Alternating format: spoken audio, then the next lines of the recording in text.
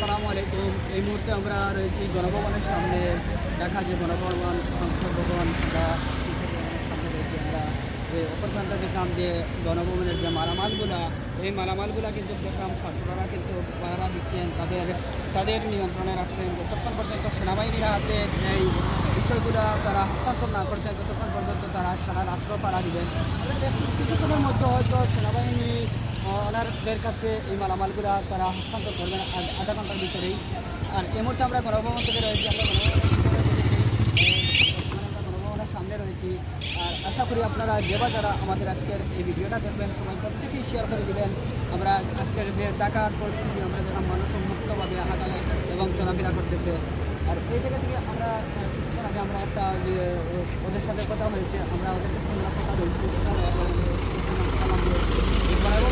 অনেক মারামারি নেওয়া হয়ে গেছে। আর এ বিষয়ে আমরা আরও বিস্তারিত আপনাদের দেখানোর চেষ্টা করবো। যে গণভবনের সামনে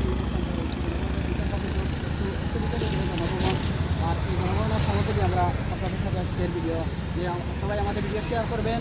আমরা আপনাদের দেখানোর জন্য, আপনারা সবাই দেখার জন্য গণভবনের অবস্থা কী এবং কোন পর্যায়ে রয়েছে এর জন্য আপনাদের দেখানোর জন্য আমরা আজকের গণভবনের অবস্থান করছি। সবাই ভালো থাকবেন, সুস্থ থাকবেন।